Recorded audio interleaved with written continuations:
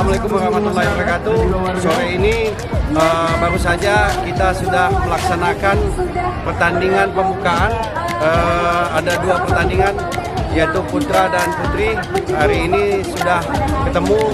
Tim putra ada Pidijaya melawan Loksmawe. Tim putri ya Aceh Timur melawan Loksmawe. Jadi sudah selesai dan akan dilanjutkan besok dan seterusnya. Pertandingan ini berlangsung selama 1 minggu dari tanggal 23 sampai nanti tanggal 30 Juni 2022. Demikian.